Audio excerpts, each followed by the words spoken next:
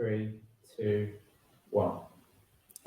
Hello everyone, thanks for joining us. I hope you're enjoying the Customer Marketing Summit. It gives me great pleasure to hand the stage over to Eric Keating from AppQues. So over to you, Eric. Thanks, Rose, appreciate it. Welcome everybody. Like Rose said, my name is Eric Keating, and I'm here to talk about product adoption, both how to use it to create organizational alignment and focus, and how effective that can be at getting ahead of churn and boosting revenue. For those of you who don't know me, I head up marketing at AppQues. Just quickly, for some context, AppQues makes it easy to measure and improve product adoption without a developer. That being said, I promise this is not going to be a sales pitch. Our users are largely non-technical, and they're using AppQues to both track product usage and publish highly effective in-app onboarding tours, announcements, surveys, all in a matter of minutes. As for me, I've spent the last 15 years or so in SaaS, marketing, growth, GM type positions. And for the last 2 years, I've been at AppQues where, I'm helping SaaS businesses solve product-led problems. And, we're also using a product-led strategy ourselves. So I'm very immersed in that world. And at AppQues, my team owns both customer acquisition as well as self-serve customer expansion and retention. And that's a pretty big part of our customer base. So just a little bit about what I'm focused on and why you should even listen to me. So we can all imagine how this would be if we were in person, right? Probably some screaming and crowd surfing and everybody just completely jacked up about product adoption. At least I can see that, right? But of course, we're not in person. So just highly encourage you to channel this dude on the right, his energy. He is really jacked up about product adoption. Ask questions, chat with your peers. I know Rose is going to jump back in at the end to field some of those questions to me. And if we all do our parts, I think we'll learn something and hopefully enjoy ourselves as well. So quickly, the agenda, what we'll cover. I don't think there are going to be any surprises here, but we'll talk about what product adoption is and why it's important, measuring product adoption with a product adoption score, and then using PAS or product adoption score to create alignment and generate results. So first, I want to talk about product adoption. What is it? Why it's important? So really, what product adoption is it's the process of new users learning about, choosing and using your product more deeply, more frequently over time. Ultimately, it's really about maximizing the value that your product delivers to your customers, right? I'm going to unpack that quite a bit today, but first, let me tell you about why it's so important. So to start, every successful product adoption is an early indicator of retention. Every company I've worked at has had a retention or churn target, and we've always paid a ton of attention to it. I'm sure that's true for most of everybody on the line. But you can probably relate to hearing something along these lines, right? Like, oh shit, this customer comes up for renewal in 90 days. We've got to jump on this. We got to make sure they stick around. The problem is, churn and renewal is the last thing that happens. It's an outcome.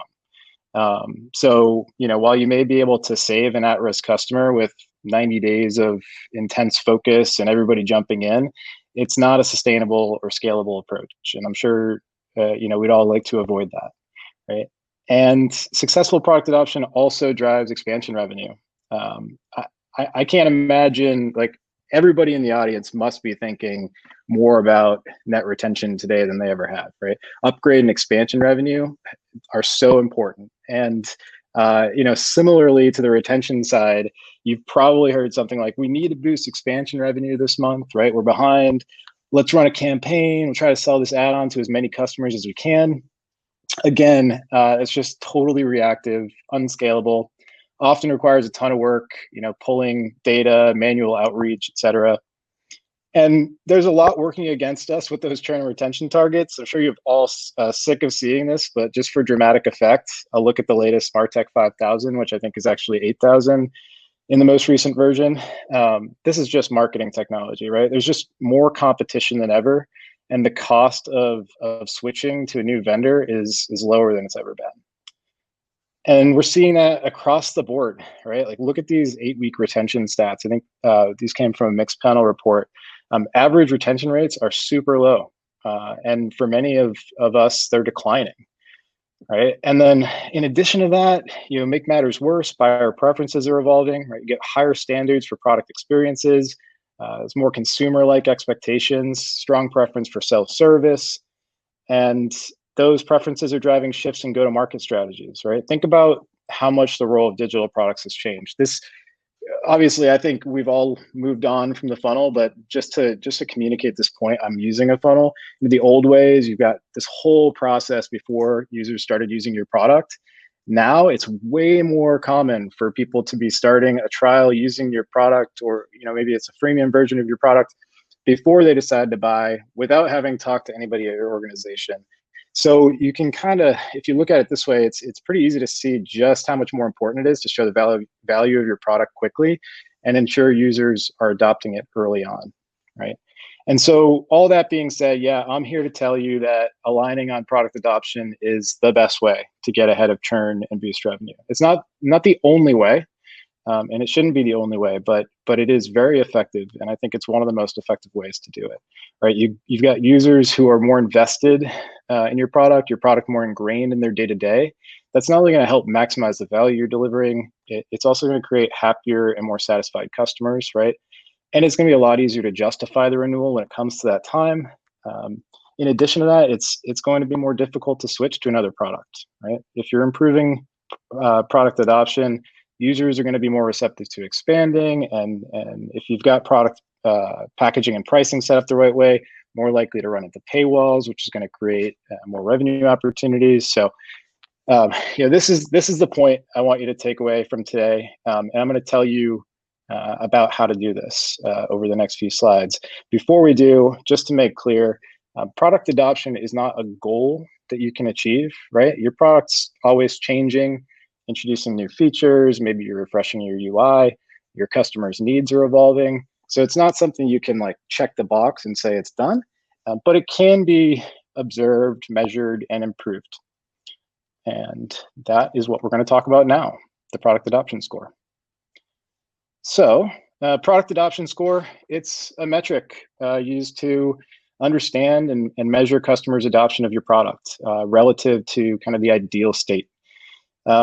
Before I go on and tell you more, you may have heard of like a customer health score. I'm sure some of you are using that. They're not the same. I'm not advocating for using one over the other.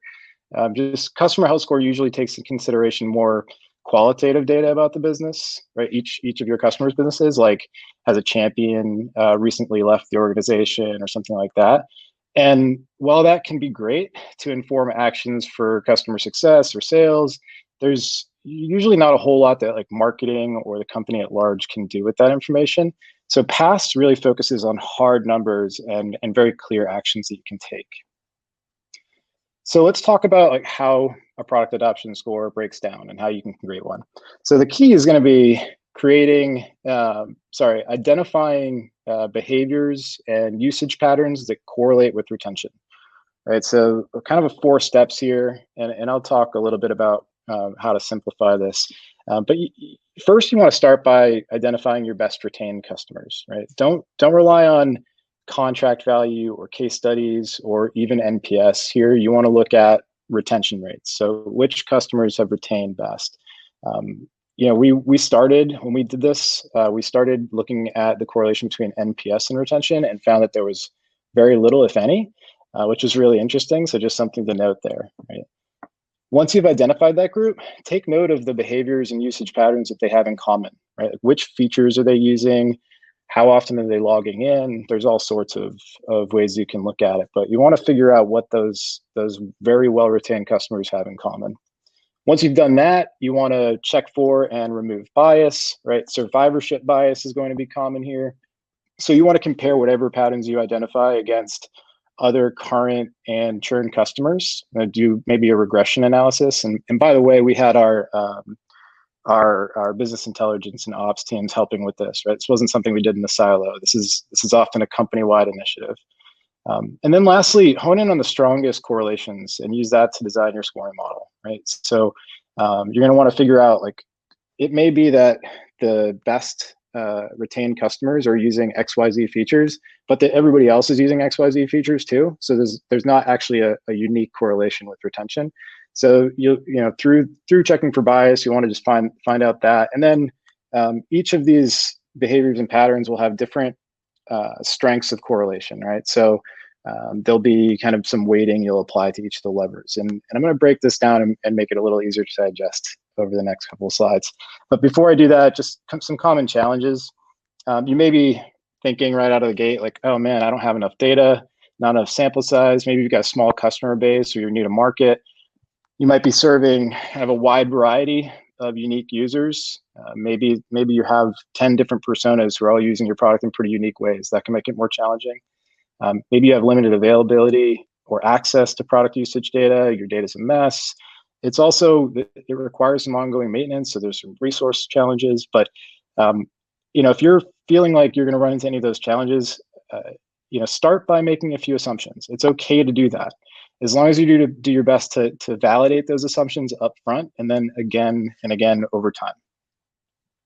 So personally, I've always found examples really helpful when trying to understand new concepts. So I'll tell you a little bit about how we did this at AppQues.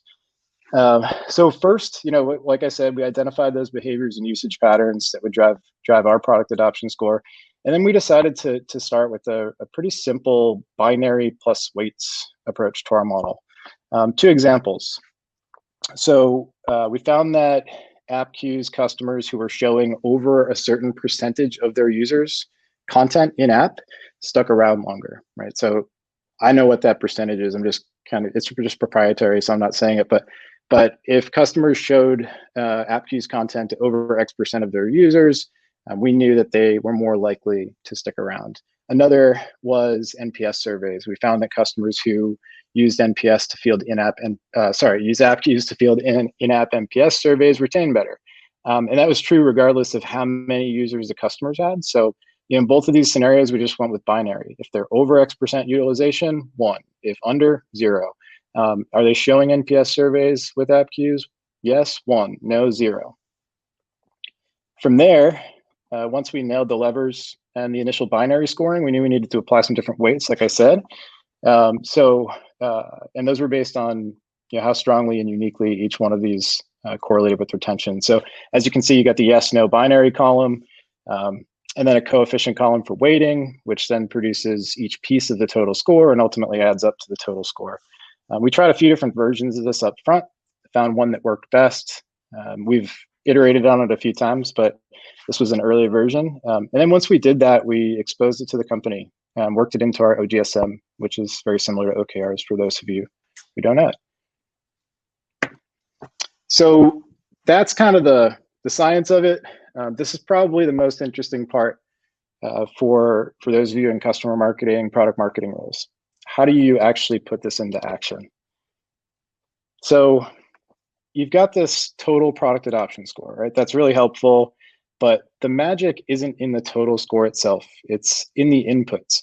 And I like to describe the inputs. So just thinking back to this, the inputs on the left here, right? I like to describe those inputs as a bit of a roadmap for improving retention and expansion. So I had it on the next slide. Here we go. So, you've got, so just to revisit this, right? You've got each of these inputs on the left. You can kind of think of it as a bit of a checklist. Like, you want to get every customer into the one scenario in the yes, no column, right? That's kind of the ideal. So these are the behaviors that you want to drive, right? And once you know that, you can start to think about what kind of action that can drive inside of the organization, right? So each team focuses on these components of the product adoption score. You can create some real alignment, right? So they can inform customer success priorities and strategy, the content of your customer nurture programs, the cadence at which you're communicating with customers, the features you spotlight inside of your product, the content you produce, even how you price and package your product. There's so much that you can use this for. And again, to provide some real world examples here, how we use it, right? So first, we used it to create alignment. provided visibility to the entire company. Like I said, we included it in our OGSM. We review product adoption score weekly with our management team and every month at our company-wide meetings. Right? So it's something when we measure. Our CEO also sends out weekly emails on Monday nights, and that includes our past progress as well. And then driving action, the most important part, we added usage-based dynamic content to our regular customer emails. So for example, we have a weekly email that goes out that talks about, that provides visibility into the usage or your company's usage of app queues. In that email, we have a spot that is dynamic, has kind of an ad in it. And depending on which of these features or behaviors or usage patterns you've exhibited, we will show you maybe one that you haven't checked off, right? So the logic is something like, if this customer hasn't shown NPS to their user base, put an NPS ad in here, right? That's a pretty basic example, but it's really driven some great behaviors from our customers. We overhauled our customer nurture email program, right? So in that, we are highlighting either information or specific features that are going to encourage customers to take action on these past inputs. We prioritized our in-app nudges and guides for key features, right? So just going back to the NPS example, if somebody hadn't used NPS, we now have inside of our app an announcement, or actually it's a tooltip on NPS that says, hey, NPS is a great way to do X, Y, and Z. Check it out. And we're driving people to actually use NPS. And we'll do that for all the features that we've identified as key inputs into pass. We even relaunched a feature. There was a feature that our customers were using, our best retained customers were using, that most of our customers weren't because we hadn't marketed it all that well. So we decided to rename it and essentially relaunch it. And that improved adoption of that feature quite a bit, which also drove up our pass score. We launched a net new feature that made it a lot easier to do something that used to be hard, but we knew it correlated with the score. And we also decided to make one of our key features that was part of the score available to all plans versus gating it, which is something we used to do. So like I said, you can drive a lot of action based on the inputs of a pass score. And if you look at the pass score overall, you want to see that trending up, of course. But again, I think the most value is in this kind of retention and expansion roadmap that the inputs create. And then results. So, what would a pseudo case study be without talking about results? So while we've improved average product adoption score quite a bit, that wouldn't really matter if we didn't see impact on retention, right? So that's what I'm highlighting here. Logo churn, blue, net retention, red. I made this pretty vague just because there's a lot of proprietary information, but this is over 5 quarters, what we saw from logo churn and net retention once we started focusing on pass and allowing it to drive the actions across the organization. As you can see, retention is stronger than ever, both by count and by revenue. And we're really excited about that and looking forward to revising the score, continuing to iterate on the score, and taking some more actions that improve these numbers even more. So with that, I'm going to invite Rose back on stage to see if any questions popped up. Do my best to answer all of them. Absolutely. Thanks so much. That was such a great session. So we've got a couple of questions here. So first of all, Ikram is asking, is the pass score calculated per customer? Yep. So we have, every customer has a pass score. Like I said, like I showed in that little Excel screenshot, we know all of that for every customer individually. And then we also know pass for our entire customer base, pass for our CS managed accounts versus self-serve accounts, pass by segment. I mean, we can break it down as many ways as we want. When we started, just quickly add something. When we started, we had a basic version for every customer. And over time, we've started to create slight modifications for different segments of customers based on what's best for their unique needs. Yeah, totally makes sense. So everyone has their own kind of score, and then you can kind of cross-evaluate depending on what you're looking for, what feature you might be ruling it against. Exactly. Great. So Heather is asking, do you have any tips for securing stakeholder buy-in for a project like setting up a pass? Yeah. So the biggest driver for us, I'll just speak from my personal experience.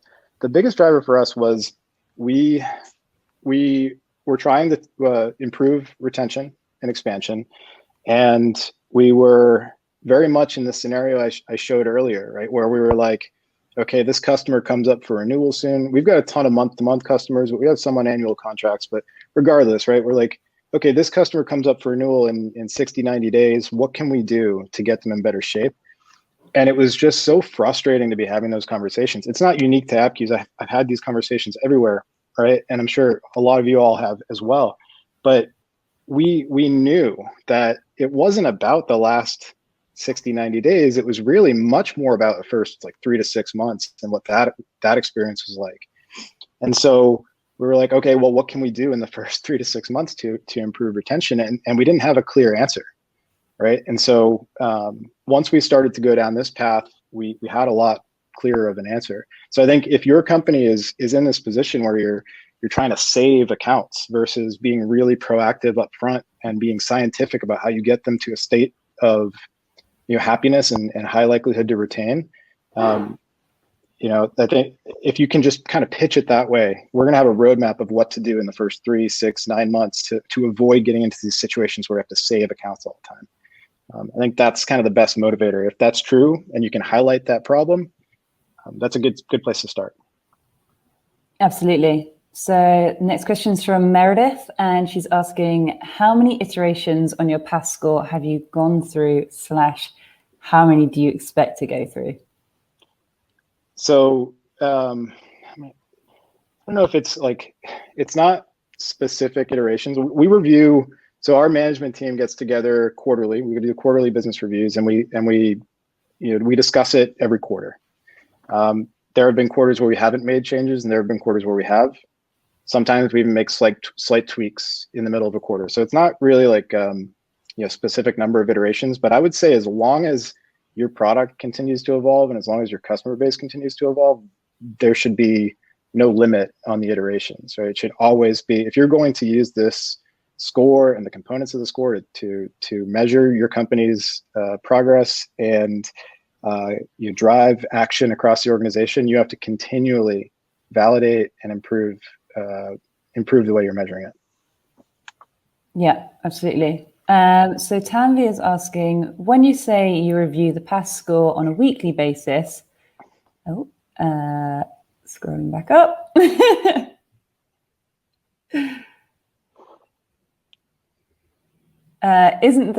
So when you say you review the score on a weekly basis, isn't there a lag in metric extracted and customer reaction?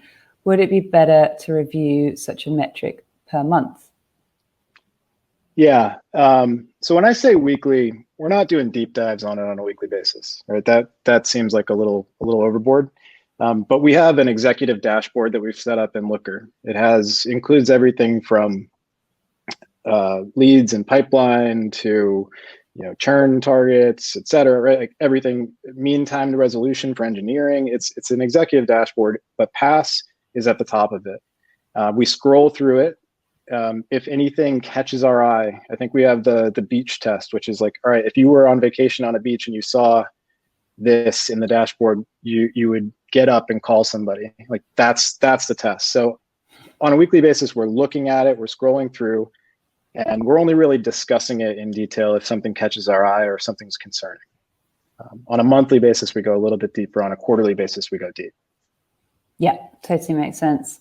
So we are almost at time, but there's a couple more that hopefully we can whistle through. So Katerina is asking, how can Pass be used specifically for upsell improvement? Yeah, well, so specifically for upsell, I think what we've seen is by driving increased adoption of our product in general and by pricing and packaging the right way, right? So if you've got upsells, I'm sure you've got higher tiers of your product or at least add-ons you can sell. as you're driving increased adoption, that puts customers into a state of, hey, I'm using this product more and more. I want to get more and more value out of it. So it's kind of a mental shift. But one of the things that I called out on that last slide was we saw that one of these features that correlated really highly with retention was only available to customers that were paying us more, and that can be a good thing. But we decided instead to make it available to all customers to improve retention across the board, and we'd focus on other features to drive upsells.